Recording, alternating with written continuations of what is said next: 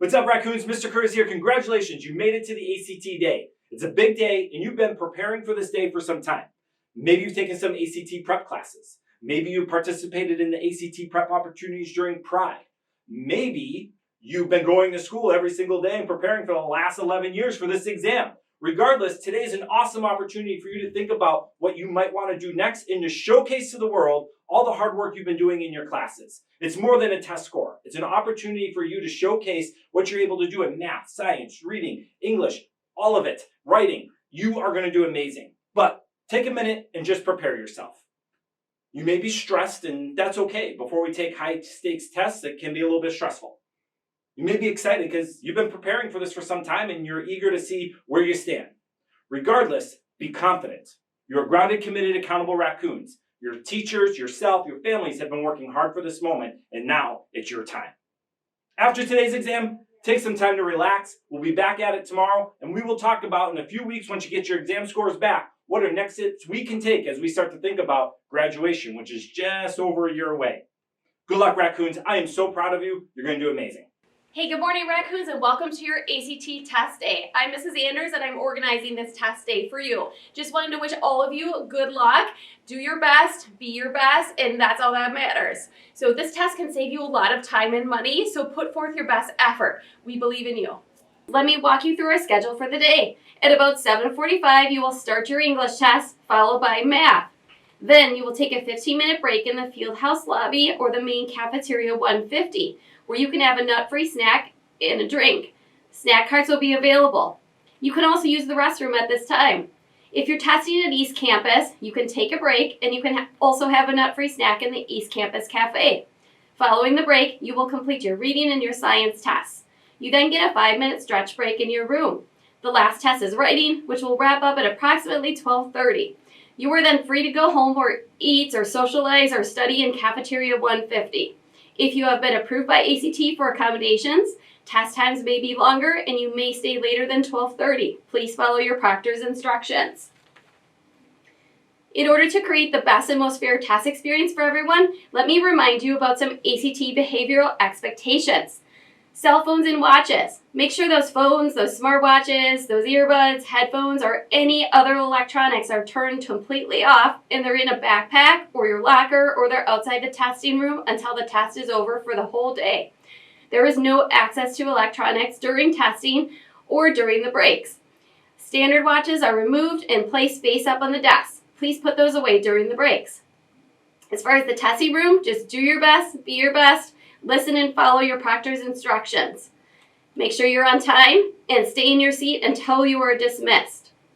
Snacks and drinks. Please consume those only in the hallways during designated breaks between the tests. And please make sure those snacks are nut-free to keep everybody safe.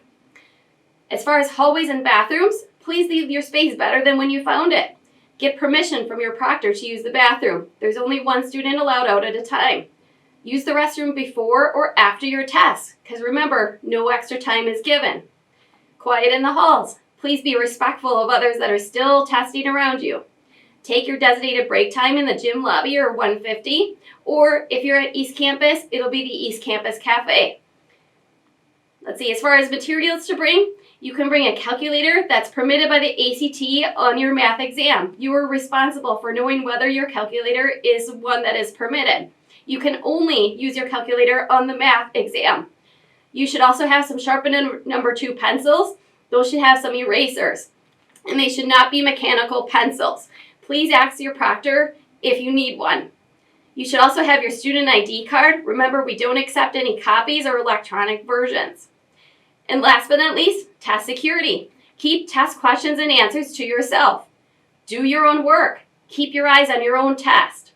Work only on the designated test section. So remember, don't work ahead, don't go back, only on that one section. And last, maintain a quiet testing environment free of disruption. I know you guys got this. So a few last minute tips before you take this test. Time management is crucial. For English, you should plan on about 9 minutes per passage. For the math section, plan on spending about 1 minute per question. For the reading section, time it out to be about 8.5 minutes per passage. And for the science section, it should be about 5 minutes per passage. Make sure you answer all of the questions. Just pick a letter and stick with it when you're short on time or when you're guessing. Stay engaged by marking your test booklet. Remember, you can underline and you can circle. Concise answers are usually the ones that are correct. And on the reading test, there's 4 passages with 10 questions per passage. Start with your best passage. Good luck, raccoons. I know you got this.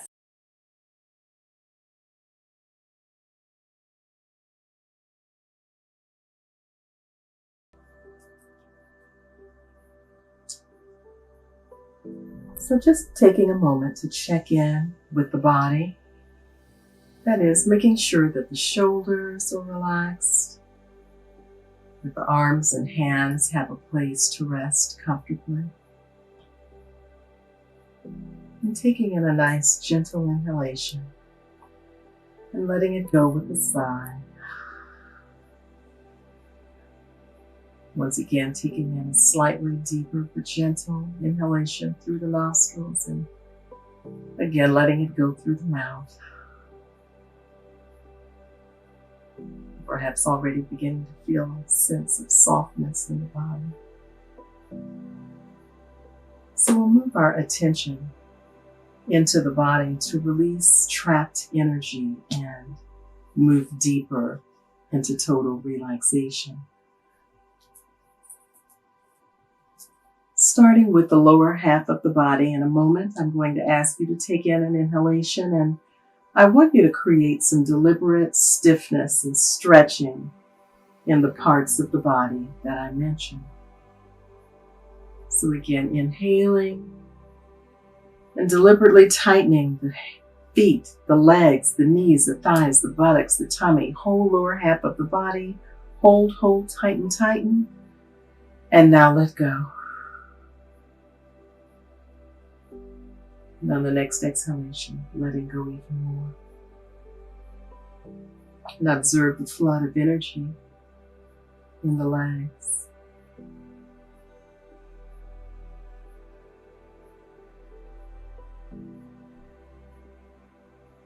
And next we'll work with the upper part of the body. As you inhale, again making it deep and hold. Tightening the fists, the arms, the shoulders, the chest, the back, the neck, the face, the head. Tighten more completely. And now let go. And on the next exhalation, letting go completely. Observing the flood of energy in your arms and face and head.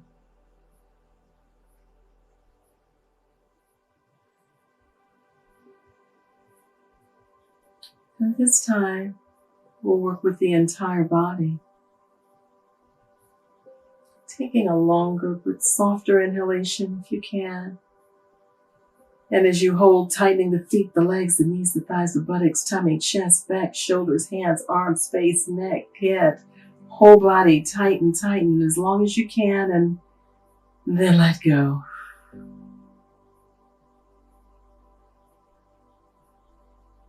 On the next exhalation, letting go even more. Observing the feel and flood of energy, extending to all muscles, nerves and cells, the entire body. Just let your whole body melt into the flood of energy that you feel.